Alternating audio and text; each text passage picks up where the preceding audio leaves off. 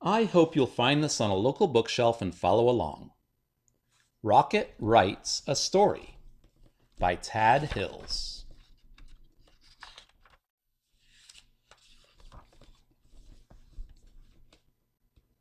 Rocket loved books. He loved to read them to himself or sit quietly by his teacher, the little yellow bird, as she read them aloud. Rocket even liked the way books smelled. When he opened a new book, it smelled like a place he'd never been to, like a friend he'd never met.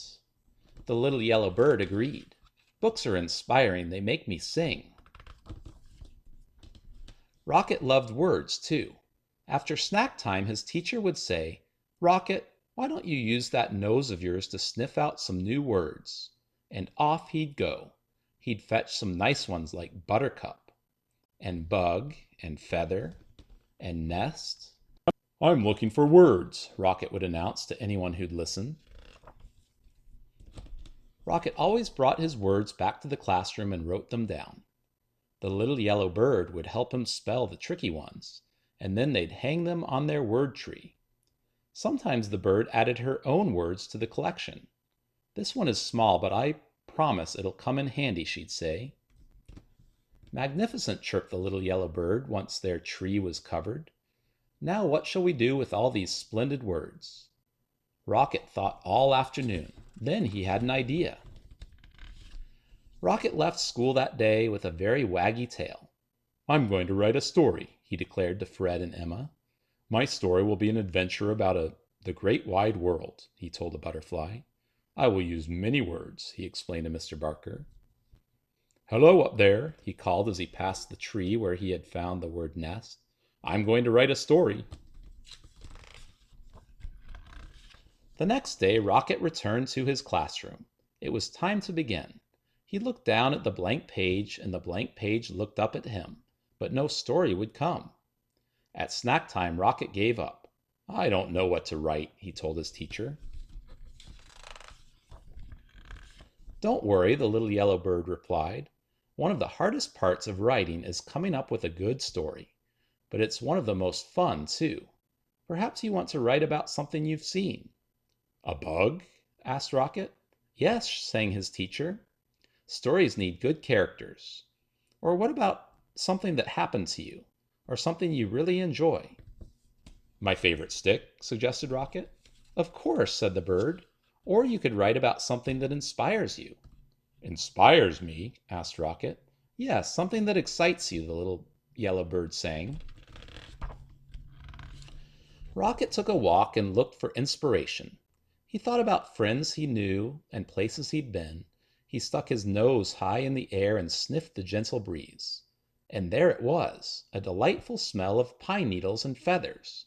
Inspiration! For the rest of the morning he thought about feathers and pine needles and feathers. That afternoon he started to write. In the evening Rocket followed the beautiful smell until he found himself at the tree with the nest. "Hello again," he called into the branches. "Is anyone home?" He heard rustling from above, but no one answered. "I'm sorry to disturb you, but I must tell you that you smell nice. Very inspiring. May I ask who you are?" Still nothing. "Perhaps I'll come back at a more convenient time," he said, and trotted off. That night, as Rocket watched the stars, he thought about feathers and a nest and a pine tree. He thought about his story and his collection of words.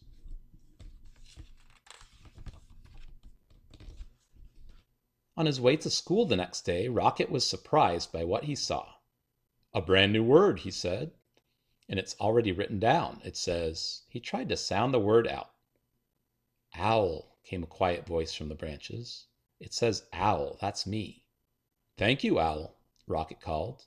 "I'm always looking for words, and this one's a beauty." Rocket ran all the way to his classroom. O-W-L, owl. Now there's a word you don't hear every day, chirped the little yellow bird. "Only 3 letters, but what a word." "It was a present," explained Rocket, and he added the new word to his story. "I'm writing a story about you," Rocket announced proudly to the owl the next morning. The owl poked her head out of her nest, and for the first time Rocket saw her friendly face. Her big round eyes blinked below feathery tufts. "About me?" she asked softly. "Would you like to come down and hear it?" asked Rocket. "Thank you, but I think I'll listen from my nest," the owl answered. So Rocket cleared his throat and began to read. "Once there was an owl. She smelled like feathers and pine needles. She lived in a tree." The owl's eyes widened. "Is there more?" "There will be," said Rocket. Each day Rocket worked on his story. He wrote words down and crossed words out. When things were going well, he wagged his tail. When he didn't know what to write, he growled. Sometimes he drew pictures for his story, or took a walk in the meadow to look for inspiration. The little yellow bird encouraged him. "Remember, stories take time," she'd say. She wanted to know more about the owl and asked Rocket questions.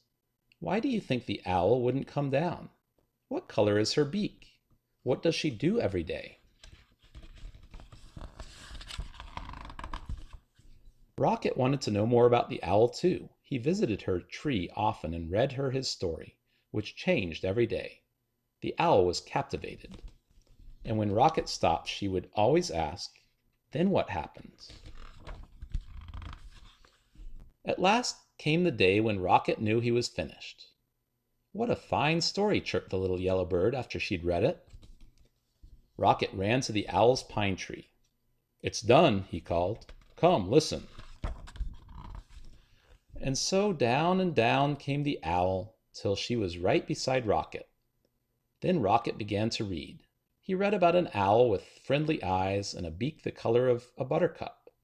She lived in a high nest in a tree on the edge of a meadow and smelled like pine needles and feathers. She liked to nap in the daytime and listen to stories.